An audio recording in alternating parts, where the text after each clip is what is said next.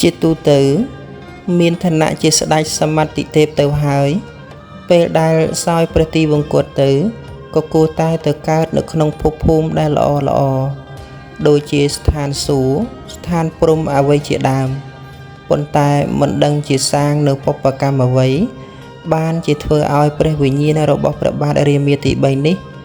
នៅតែជាប់ជាមួយនឹងព្រះបរមរាជវាំងបន្តទៅនេះខ្ញុំសូមជូនរឿងនេះមកចែករំលែកគ្រាន់ជាពុទ្ធិនិងកំសាន្តអារម្មណ៍សម្រាប់រាត្រីនេះរឿងខ្មោចលងនៅក្នុងព្រះបរមរាជវាំងសៀមរឿងព្រេងនិទានអំពីខ្មោចលងនៅក្នុងព្រះបរមរាជវាំងនៃទីក្រុងបាងកកមានភាពល្បីល្បាញខ្លាំងណាស់តាំងអំពីដើមមករហូតដល់បច្ចុប្បន្ននេះជាពិសេសគឺរឿងព្រះវិញ្ញាណរបស់ព្រះបាទនางខ្លាវរាមាទី3ដែលតែងតែបង្ហាញឲ្យពួកអ្នកបម្រើរហូតដល់ពួកអាមាត្យបានឃើញជាញឹកញយនៅក្នុងអគារព្រះបរមរាជវាំងចក្រីមហាប្រាសាទបណ្ដារឿងខ្មោចលងនិទានទាំងនោះត្រូវបានចងក្រងឡើងវិញដោយលោកអនេកណាវិមលអ្នកនិពន្ធដ៏ល្បីល្បាញបំផុតថ្នាក់ជាតិតាមកំណត់ត្រារបស់នាម៉ឺនមន្ត្រីនៅក្នុងព្រះបរមរាជវាំងដែលបានបញ្ជាក់ថាជារឿងរ៉ាវទាំងនោះគឺពិតប្រាកដនិងបានដឹងបានឮគ្រប់គ្នានៅទូទាំងព្រះបរមរាជវាំងទាំងខាងក្នុងនិងខាងក្រៅក៏ប៉ុន្តែមិនត្រូវបានឲ្យនិទានឬជជែកជាសាធារណៈនោះទេហើយត្រូវបានរក្សាការសម្ងាត់ខ្ពស់តាមព្រះរាជបញ្ជាជាន់ខ្ពស់បំផុតបណ្ដាអ្នកដែលបានឃើញគាត់តែងតែពិពណ៌នាដូចគ្នាអំពីវិញ្ញាណនោះថាជាបុរសដែលមានមាឌធំក្រអាញខ្ពស់ស្លៀកសំពត់ពណ៌ក្រហមនិងមិនពាក់អាវនោះទេដោយតាមទម្លាប់របស់ព្រះបាទរាមាទី3ព្រះវិញ្ញាណរបស់ទ្រង់តែងតែបង្ហាញឲ្យគេឃើញនៅស្ទើរតែគ្រប់ទីកន្លែងទាំងអស់នៅក្នុងព្រះបរមរាជវាំងជាពិសេសកន្លែងដែលទ្រង់ឧស្សាហ៍ទៅហើយបង្កជាការភ័យខ្លាចយ៉ាងខ្លាំងដល់គ្រប់គ្នាដែលបានឃើញរហូតដល់ក្រាបចុះថ្វាយបង្គំទាំងញ័រអស់អង្គខ្លួនប្រាណខាងក្រោមនេះជាបណ្ដារឿងនិទានល្បីនៅក្នុងសង្គមសៀមតាក់ទងនឹងព្រះវិញ្ញាណស្ដេចរាមាទី3នេះចេញមកលងឬបង្ហាញឲ្យគេឃើញ 1. សំឡេងជើច្រត់ដ៏អាកំបាំងពេលកណ្ដាលយប់នៅក្នុងវេលាយប់មួយប្រកបដោយអាកាសធាតុត្រជាក់អ្នកមនាងសុផានិរេតសោភានិវេសដែលជាចៅចរមួយរបស់ព្រះបាទមកុដរាមាទី4កំពុងតែសម្រាកសម្រានលងលក់ក្នុងស្បៃរាត្រីពីមុខរឡាបន្ទុំស្រាប់តែឮសំឡេងដ៏អាកំបាំងកណ្ដាលយប់ប្រៀបដូចជាមានអ្នកដើរដោយឈើច្រត់ឬយកដំបងឈើមកគោះនៅលើឥដ្ឋឬជញ្ជាំងអ្នកមនាងភ្ញាក់ឡើង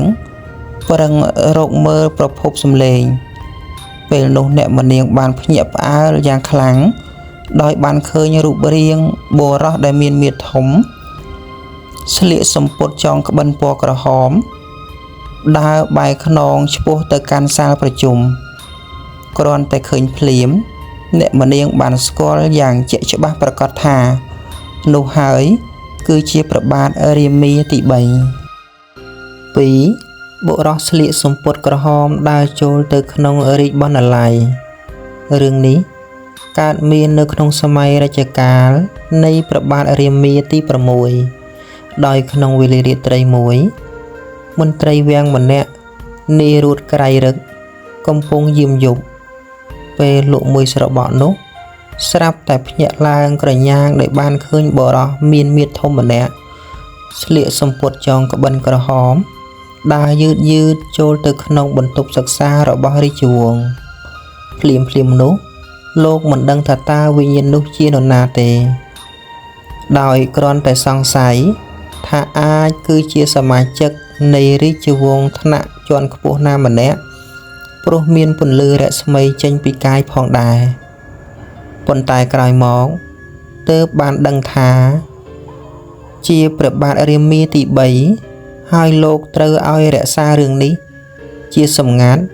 តាំងពីពេលនោះមក 3 ព្រះអង្គម្ចាស់តូចឃើញព្រះវិញ្ញាណហេតុការណ៍នេះត្រូវបានកើតឡើងក្នុងកាលដែលព្រះអង្គម្ចាស់ចក្រពង្គភូវនាថបុត្រារបស់ស្ដេចจุฬាលង្កនរាមាទី 5 និងជាអ្នកធ្វើនៅទំនើបកម្មកងទ័ពអាកាសរបស់សៀម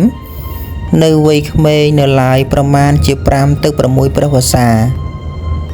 ខណៈពេលកំពុងលេងបិទពួនជាមួយពួកក្រុមអ្នកបម្រើនៅក្នុងសាលាគារដែលបានតាំងរូបសំណាករបស់ព្រះមហាក្សត្រជំនាន់មុនព្រះអង្គម្ចាស់តូចបានឃើញបុរសម្នាក់ដែលមានមាឌធំស្លៀកក្បិនក្រណាត់ក្រហមដើរចូលមកឆ្ពោះទៅរានហាលខាងកើតហើយក៏បាត់ខ្លួនទៅវិញក្នុងពេលនោះព្រះអង្គបានបញ្ជាឲ្យពួកអ្នកបម្រើដើរស្វែងរក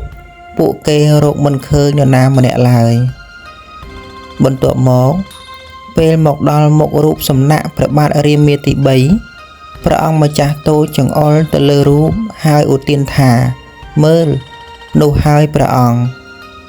គ្រប់គ្នាស្រឡាំងកាំងហើយនាំគ្នារត់ចេញអស់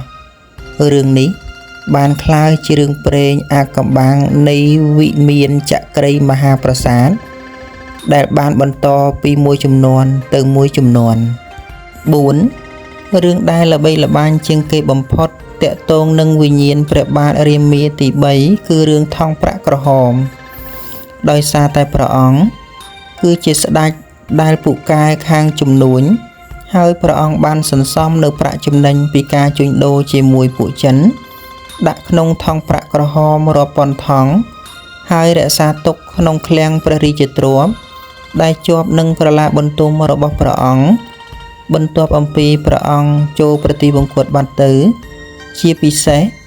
នៅពេលដែលយប់ស្ងាត់គេតែងតែឃើញស្រមោលខ្មៅធំខ្ពស់ដែលមានរូបរាងដូចជាព្រះអង្គដើរចុះឡើងនៅក្បែរឃ្លាំងព្រះរាជទ្រព្យឬមួយតែងតែឮសូរនៅសម្រាប់ជើងធ្ងន់ដើរចុះឡើងនៅខាងក្នុងឃ្លាំងទាំងដែលទ្វារត្រូវបានចាក់សោជិតរឿងដែលគួរឲ្យជក់ចិត្តបំផុតនៅក្នុងសង្គមសៀមនោះគឺបានកើតឡើងនៅក្នុងរជ្ជកាលព្រះបាទរាមាទី 5 នៅពេលដែលបារាំងបានយកនាវាចម្បាំងចូលមកដល់ប៉ាណាមហើយបង្វែរកណ្ដុងស្រាច់ចូលទៅកាន់រាជវាំងគំរាមកំហែងនិងទាមទារប្រាក់ផាកពិន័យចំនួន3 លានហ្វ្រង់ជាបន្ទាន់បើមិនដូច្នោះទេនឹងយកទឹកដីសៀមក្រុមពួកមន្ត្រីរាជវាំងបានសម្រេចចិត្តទៅបើកឃ្លាំងនៅព្រះរាជទ្រព្យថង់ប្រាក់ក្រហមរបស់ព្រះបាទរាមាទី 3 គេនិយាយថានៅពេលដែលបើកទ្វារឃ្លាំងដែលបិទជិតរាប់សិបឆ្នាំមកនោះក្លិនក្រអូបប្រហើរនិងខ្យល់ត្រជាក់បានបក់ចេញមកខាងក្រៅប្រាក់កាក់មាសរាប់សិបលានត្រូវបានគេយកចេញទាំងកណ្ដាលយប់អ្នកជញ្ជូនប្រាក់ខ្លះបាននិយាយថាគេមានអារម្មណ៍ថាដូចជាមានភ្នែករាប់ពាន់គូសម្លឹងមកមើលពួកគេពីទីងងឹតហើយខ្លះទៀតឃើញស្រមោលព្រះបាទរាមាទី 3 ឈរញញឹមនៅក្បែរគំនរមាសហាក់ដូចជាព្រះអង្គបានសម្រេចបំណងនៅក្នុងការជួយជាតិហើយ